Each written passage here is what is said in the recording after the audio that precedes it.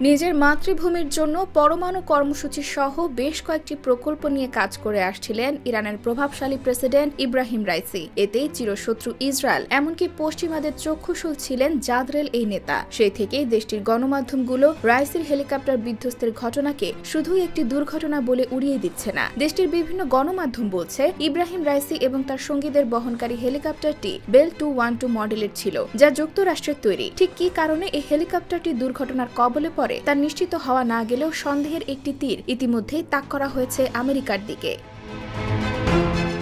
সেখানে এই সন্দেহকে আরেকটু উস্কানি দিয়েছেন মার্কিন সিনেটর রিক স্কট। এক পোস্টে তিনি বলেন, রাইসিকে ভালোবাসা বা সম্মান নয়, এমনকি কেউ তাকে মিসও করবে না। যদি তিনি মারা যান, আমি সত্যি আশা করি ইরানি জনগণ তাদের দেশকে খুনি স্বৈরশাসকের হাত থেকে ফিরিয়ে নেওয়ার সুযোগ পাবে। এই উচ্ছ্বাস শুধু মার্কিন সিনেটরেরই নয়, যেন ইসরায়েল আমেরিকার প্রতিচ্ছবি। তাই অনেকে প্রশ্ন তুলেছেন, এটি নেহাত দুর্ঘটনা নাকি পরিকল্পিত হত্যাকাণ্ড। এদিকে ইব্রাহিম রাইসিকে শেষ করতে পারলে মধ্যপ্রাচ্য থেকে ইসরায়েলের দিকে মিসাইল তাক করার মতো আর কেউ নেই, তা ভালো করেই জানেন বেঞ্জামিন নেতানিয়াহু।